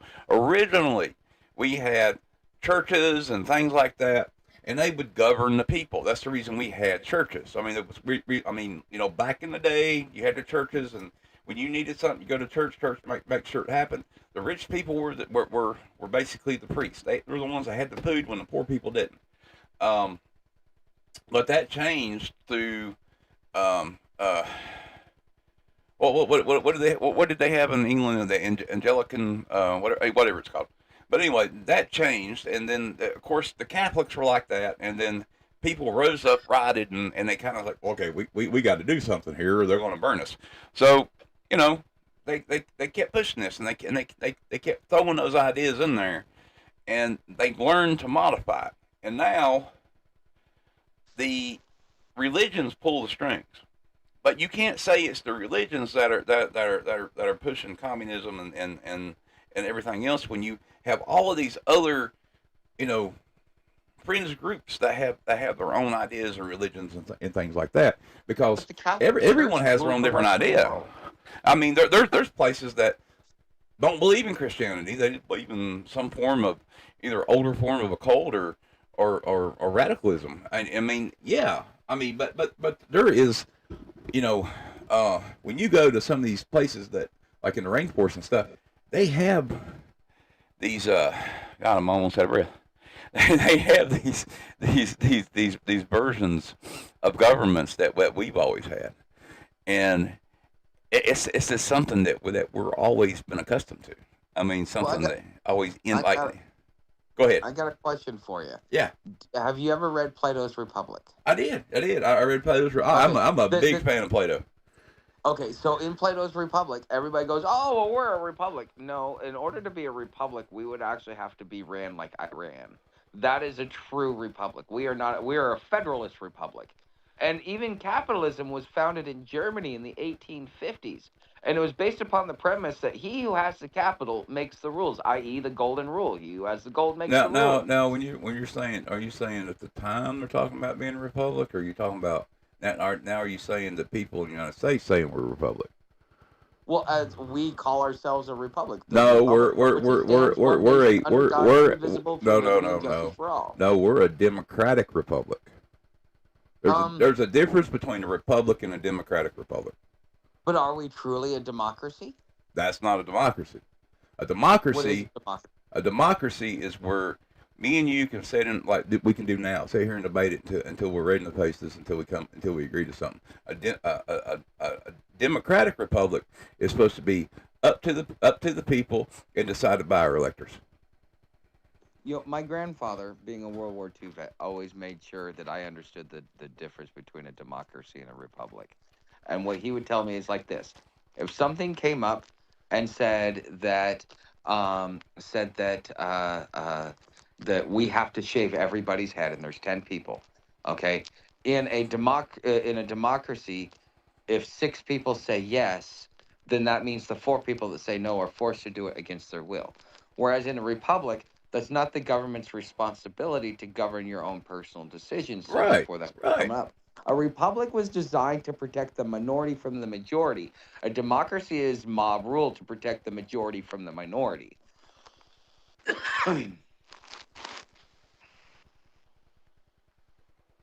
Yeah, I mean, yeah, but see, but that's the reason why when we were making our you know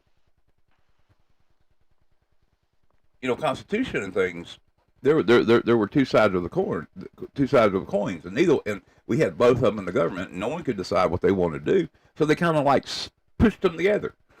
Um, no, we're a bad version of lemonade, but it seemed to work. I have read Billy Meyer has actually talked about this. It's one of the most fascinating things, and I still find it really hard to wrap my head around how this could be a functional government. But a true democracy, because I guess in Athens they actually had a true democracy. It was you had to have complete consensus in order for anything to move. So it was the people had the right to say they were the ones that spoke on how they wanted to be governed, but they all had to agree. And if you can't get people to agree on certain things, like there's certain things that we as a society agree. Crimes against children, we all agree that those should be prosecuted to the fullest extent of the law. But Yes, whether or not you smoke but pot, but we can be but all but in arms in different but directions. now you can't say everybody agrees on it because everybody don't agree on it. That is the thing. We have a growing subset of society that is okay with these demented and perverted things. And the reason I throw that out there is, you know, evidence one, the Epstein files, Oh yeah. the But that countless was things. only a small percentage of what he did. No, I know, but what I'm trying to say is, you take that and you take all the names in the book, and then you take all the people that they know, and then you take all the people that they've had they've contact with, and how long they've been on the planet. Well, you have somebody that has had thousands and thousands and thousands and thousands and thousands of encounters with people, and now you're starting to see a subset of people, and then you know that there's other people that are like that, and that there's other people that are like that, and then there's more and more people that are like that. I mean, I can tell you about some of the stuff that goes on in China, but I'll probably be banned on this channel. But the thing is,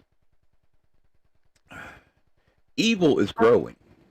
It's always been here, but it's getting larger and larger and larger. We're starting to see more of it. And yes, I am one to say that it has infected our political system. I don't like talking about politics, but we're there. I I, mean, I, yeah, I mean, when you look at the parties, you see two different sides. And I'm sorry, when I look at California and the Democratic Party, and I see, you know, some dude, dressed as a doggy in latex, and a woman walking him on a leash down Main Street, or other various things that you shouldn't see in public. Evil is growing. I could definitely see that, but at the same time, Abraham Lincoln said, "Today's school children are tomorrow's constituents." And considering up until what was it, the 1950s, all of the education and even the sanity of our society was based at a local level, and so therefore it was kept in check because it was everybody was held accountable within their community. The thing about once the government took it, they started putting the company line and dictating your education, what it is that you actually get, versus like my grandfather on my dad's side, he graduated school in like 58, 59, and the history that him and I would talk about versus what he was taught versus what I was taught, it was like it's night and day. Like, dude, I've never even heard half of that shit. And like I used to sit there and love the stories, and I asked him like, well, like how did it work back then? And he says, well, back then, the teacher would teach those who wanted to be teaching, the rest of them were going to go be farm boys. But we don't have farms anymore. So I mean, and there's we have cause and we have effect, but we have people throwing unnecessary ingredients in there to make their own stew. Yeah, I mean, I've heard the same thing from my grandparents, my grandma, my great grandma, great grandpa. I was lucky to live with my great grandparents. I miss them, I do. But I don't know. Yeah, society's different. But and I mean, things are different, and I mean, yeah, a lot of people blame the internet. A lot of people blame kids looking at their cell phones 24/7, and No, vice it all versa. starts at the Yeah. home. Well, I mean, that's what I'm saying. I Parents. mean, that's what I'm saying. Well, the parents give them cell phones when they do that. I mean, or the devices and what they of course they're going to blame the parents, No, and to some it's degree they even do need to be blamed. But for the most part, kids are going to do what kids are going to do. I mean, when I was growing up, I did what I wanted to do eventually. So I mean, okay. My when I my first house that I had, the kid next door was being raised by his grandma, and we'd see the cops show up every once in a while. And the thing is anytime the kid didn't want to do something, wanted to throw a temper tantrum, we call the cops on his grandma and stuff like that. And she'd have to chase him around the fucking yard just to get him to go inside, take a bath, and just go to fucking bed. And she was not mean or abusive to the child or anything else like that. But the police have come in and allowed it to be Lord of the Flies through public policy, and because we're all in the nanny state to begin with, it just makes it a giant clusterfuck. Parents, like even with my son, I was not allowed to swat him in public. If I wanted to discipline him, I had to swat him on the ass, and I could only do it once, and I had to do it at a certain level. Otherwise, I was facing abuse charges. oh, that's but And how do you raise that's a been. child when you can't do that? Oh, I know, but I mean, you can. I mean, I have. I mean, I whipped like both my kids twice in 13 years or 12 years. I mean, and it hurt me each time. And I mean, it wasn't from uh, you know, a liberal standpoint or any kind of political standpoint. It was just how I saw how I needed to raise my kids. And I mean, I have a weird view of a different view of how you need to actually raise children. And it works for me. It works for them. I mean, if they were, you know, did what they were supposed to do and everything else.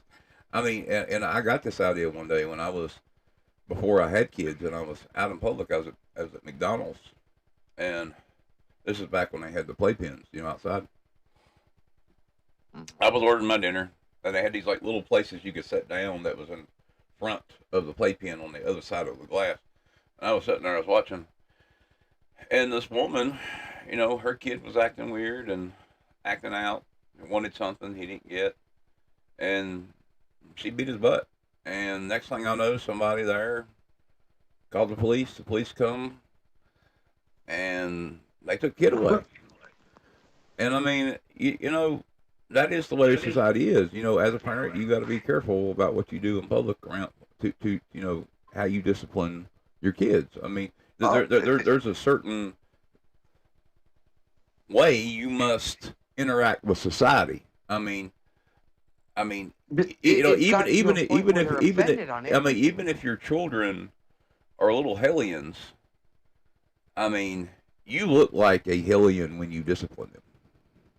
You got to have a certain decorum, I guess you would say. if your kid can act a certain way, don't take them to McDonald's. Don't take them to Walmart. Keep them at home. I mean, until they behave. I mean, if they can't behave in public, then you don't. I mean, that was how our parents always raised us. If you don't behave in public, you're not going in public. You can stay here and run around the countryside. Yeah, see, I was raised a little bit different. My mom fucking whooped my ass. I don't know how many times, but the thing is, my ex-wife actually went along the same route as you, and it took. She actually changed my mind, and I'm like, it does work. But the thing is the obstacle that's being thrown in there is because like my son being in Oregon, he's now being radicalized against his own mother. Even though she like anytime he would want to act out, she'd send him to his room. Once he calmed down, he'd come out and she'd tell him like, if you can't, you tell me what's wrong. If you can't tell me, go back in the room until you can tell me. And that's she forced him to learn how to communicate, which was a great thing. And I'm like, okay, yeah, I see it, but I could also see how destructive it was on him because he was very depressed the whole time too. Oh yeah. In the whole thing, and it's like, it broke my heart seeing it. But I mean, there comes a point in time, like for example, my son's about 2 years old. Um, he turns around and cold cocks me, gives me a damn bell ringer. I mean, I was like proud of him. I mean, it was very hard to keep a straight face because I was proud of him. Like my boy can hit, and but I had to discipline him because at that point in time, if your kid got in a fight, the parents were going to be the ones going to jail, not the children. And so I'm like, well, I can't let that happen. So I stopped him. I said, we don't hit. He thinks it's funny. He tries it again. I stop him. I says, look, we don't hit.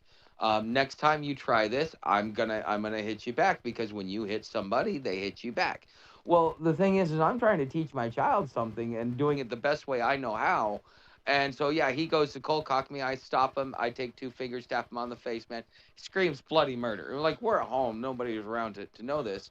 But because my I was telling my wife that story, it all of a sudden became some big ordeal. It's like, oh well, he's too young. Well, it's like you got to teach a kid at some age. Like, what do you wait till they're 5 to tell them to stop beating up all the kids in the neighborhood, or do you stop it right when it starts?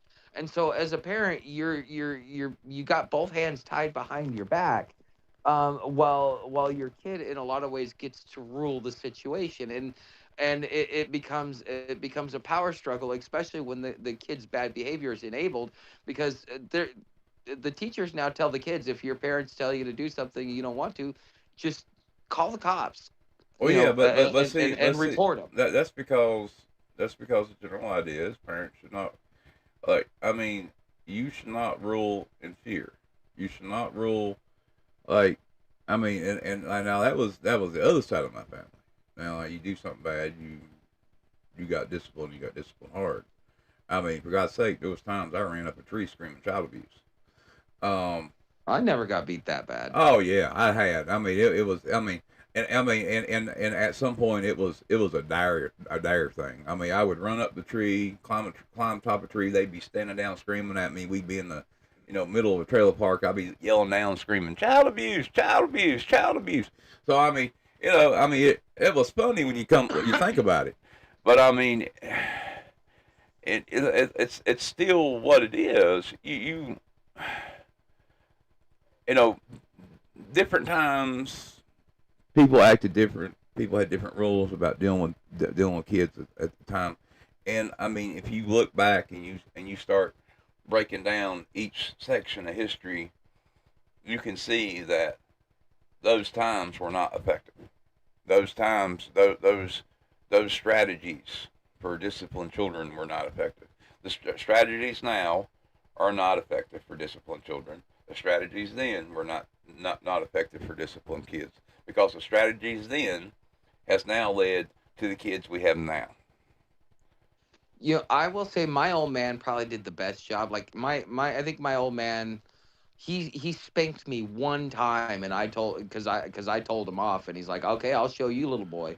I never popped off to my old man after that because I knew I'd get my ass whooped. But for the after my old man, never really laid his hands on me like that. But his rule was, Look, if you want to, if you think you can, my house, my rules, you follow my rules, and if you want to go by your own rules, go get a job and move the fuck out.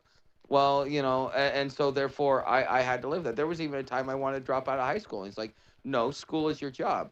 If you go get a job, you need to move the fuck out. Because that was my old man's way of dealing with me at that point in time. But I don't know. It's like you got to have some give and take. I think that you're right as far as like kids should not be hit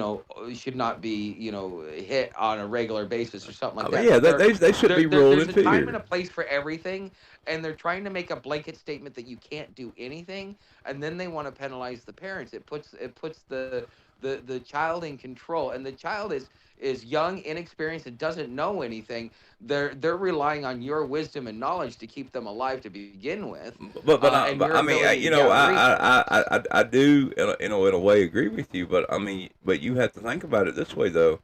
How does that child know? And like you said, like you said, the child is doesn't know, doesn't and relying on your wisdom. And the child does something, and all of a sudden, daddy or granddaddy or whoever flies off and beats their ass. Um, and in some cases, like back when I was a kid, I mean, you might get slammed against a wall or beat with an extension cord. I mean, I mean, you're like, hell, I'm just being a kid, and what the hell did I do? But if you rule with fear, then you learn to fear your parents, and you want to get away from those. That's the reason why every time you see somebody that runs away from home, I guarantee somebody in that home has beat that kid. Mm, I guarantee no, it. I guarantee it. uh, At some point. my cousin was a runaway, and he just didn't like his sister because his sister was the one raising him, and so he ran away. I actually had to like make some phone calls, and my grandma had to come pick his ass up and like tell him like, no kid, this ain't gonna happen. She went and straightened it out. There was nothing going on like that. It was just he didn't want to comply, and so therefore he didn't want to follow the house rules, so therefore he ran away.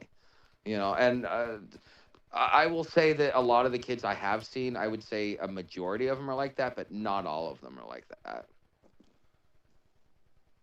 Well, I'm not saying all the time. I'm saying at some point. I mean, there still has to be some form of punishment that he did not like. Like you're talking about him. Like you said, he didn't like the house rules. Well, if he broke the house rules, what would happen? Grounded, take shit away. That was, this is the 90s. This is when like a lot of that stuff started kind of like dying down. Like, yeah, like in the 80s, yeah, if you grew up in the 80s, you got your ass whooped, but in the 90s, it really wasn't that bad. Okay, well, I mean, maybe that was his line. But like I said, every I'm forgetting that we had a portion of history there that that we were really relying on certain things, certain new things, and we were really relying on our friends. Um, there was probably a time there, a very very short time, that I would have went crazy if I didn't have people around me. Um, but yeah, and that probably triggered a lot of runaways. Well, but I'm saying is a good portion of the cases, a lot of the runaways will probably come from abusive homes. Oh, Um, yeah. you know,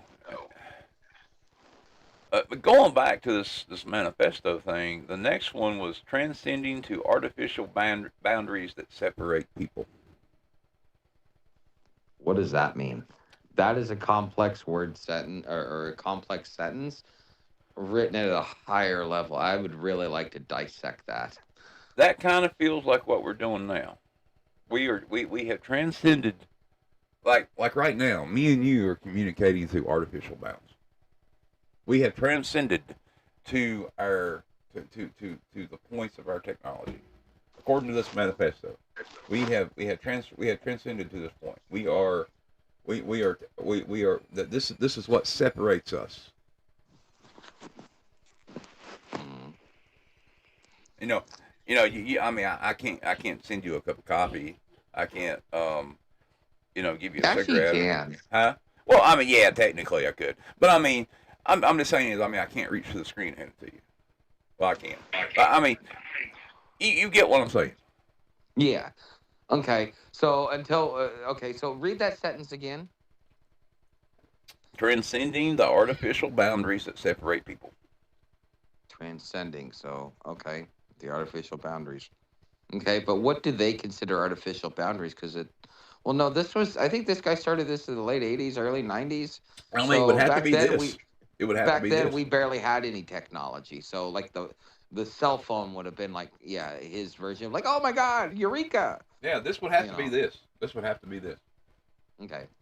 I mean, I think we're in phase three or phase, yeah, or phase four. Phase four. Phase four is the last one. So, I mean, I think we're in phase three. And Uh, phase three is what? to test and design the proposals. Basically, they're testing the manifesto to see how it see if it needs to be refined. Okay. So Yeah, QA, yeah. So, quality assurance. and the next one will be evolving from a money-based, naturalistic economy to a resource-based world economy. Now, That will never happen. I don't know. Bitcoin. Um, People will always want money. It doesn't matter what form it comes in. People will always want money because money equals security. You realize, like, when we went from the gold standard to the fiat standard, our whole economic system changed. It was meant to be in debt. That's why rich people have what they do because they just But leverage their cash flow. that's because we had a tangible something we can hold in our hands. When we had gold, we had something we could hold in our hands, our pockets, or keep in our homes. Yes, but we still When we had operate. fiat, we had something we could keep in our hands and stuff like that. And then they begin to realize that, and so they encourage people to start putting stuff in banks. And of course, the banks did their own thing, and banks was kind of like what they used to like take over the economy and everything else.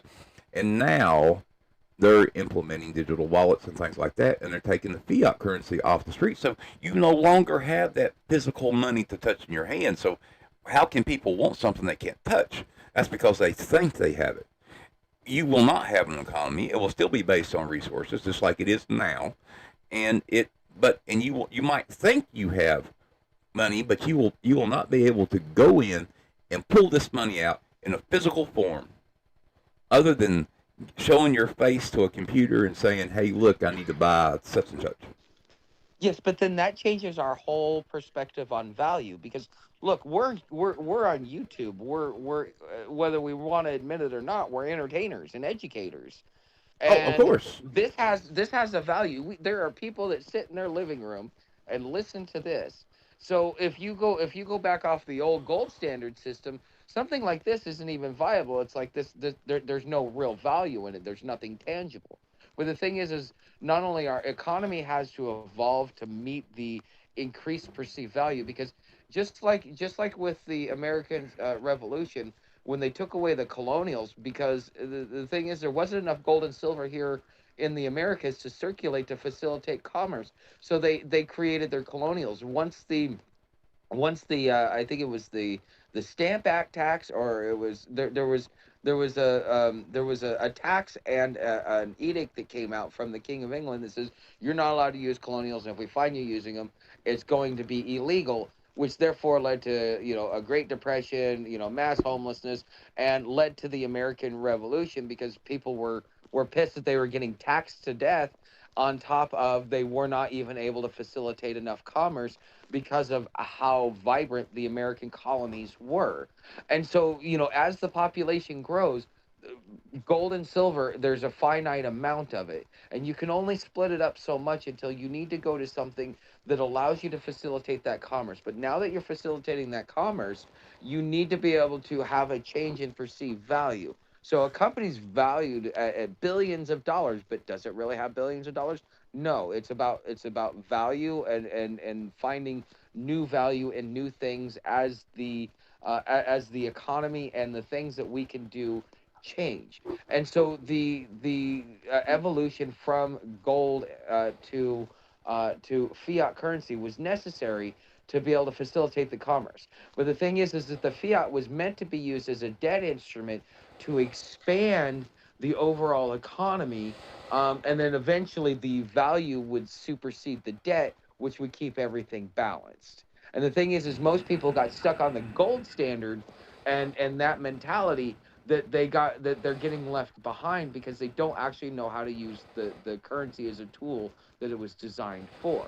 And so when we move on to the next thing, whether it be a digital currency or something else, it's going to change the way that we perceive value and the way the economy grows, and people make money and support themselves. Now you And notice, you could have told somebody you 100 notice years we're ago, moving you could get toward. on the You notice you keep saying digital, and you notice that as you told the story, you moved from a tangible asset to a digital, almost fake asset. And do you know the real reason why gold basically started disappearing from our system?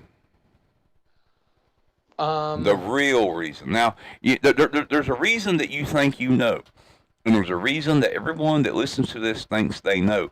But I guarantee you, every single one of you are wrong. lead ropes. I'm trying to remember what No, you we're not said. talking Civil War here. I'll at least throw that out No, there. no, this is we're talking 1935, June 2nd, when gold was We're, we're, made we're, we're illegal we're and not they we're came not and talking we're confiscated not it. talking back that far. That was still there. That was still being We're used and talking actually about Nixon closing the gold window. a little around that time and a little after. Why did we go away from the gold standard? Because it was easier to be able to bloat up the government so that the government could take over control. Because when you can just run up debt without increasing taxes, the politicians get what they want Well, I without mean the people revolting. that's creating what you're doing. You're creating the other part of the veil they want you to see. I mean, all right, as you strip away the curtains. I mean, this is something you learn in Freemasonry. I mean, it's like a magician trick. Okay, I see one curtain. I figure out what's behind that curtain, so I pull that one back. There's another curtain. I figure out that curtain, and I pull that one back. There's another curtain. Always comes in threes. And then you see what's behind that curtain. And that's how our society is built. You pull back one of the curtains. This is what you think you see. This is what you think you know.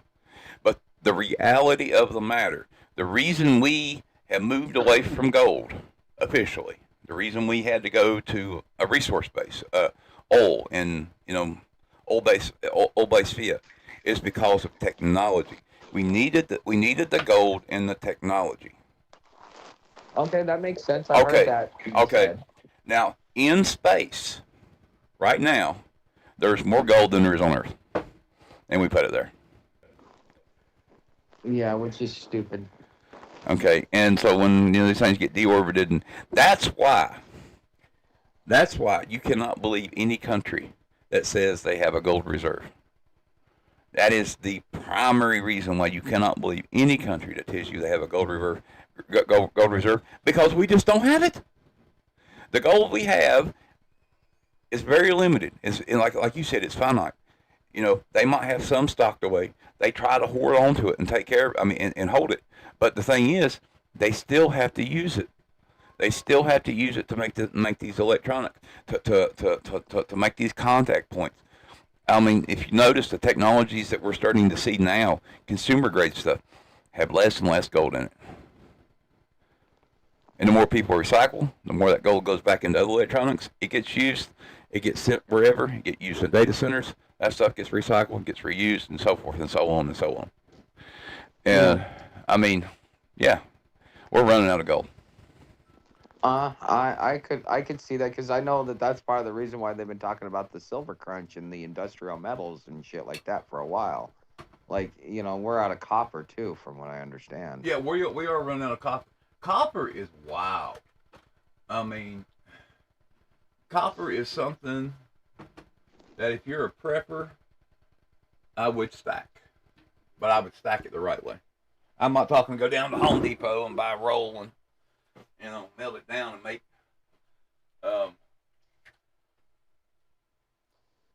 blanks or whatever. But I definitely we'd stack it somehow, and I would stack it in the sense that you would use it. So I mean, it wouldn't hurt to stack it in wire. It wouldn't hurt to stack it in things that would be used in a societal collapse.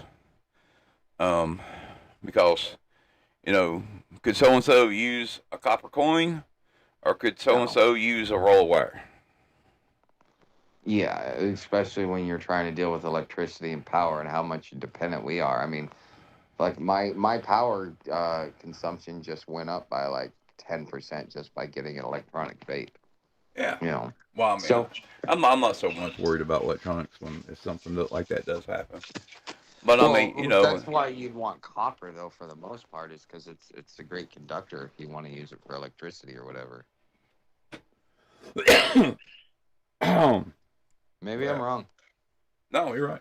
All right. Well, I'm getting down to like, yeah, I'm down to 15% battery. Well, we're at the 2 hour mark. I'm gonna call it a night. I gotta use the bathroom. Coffee's running through me. Remind me tomorrow. We're on number 3, and there's like 17 of them. 17. Yeah.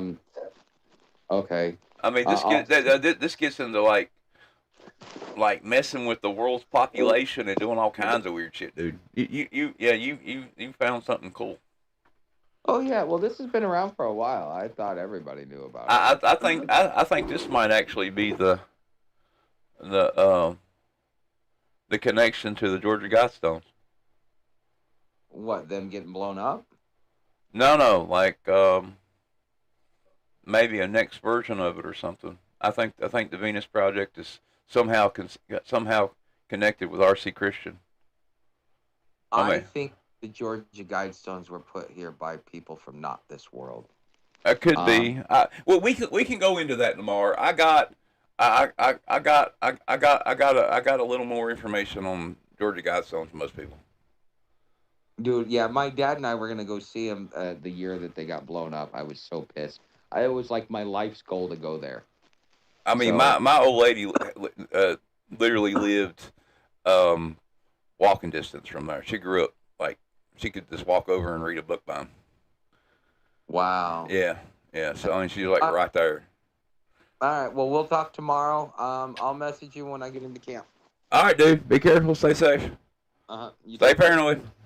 I will do. All right. Bye.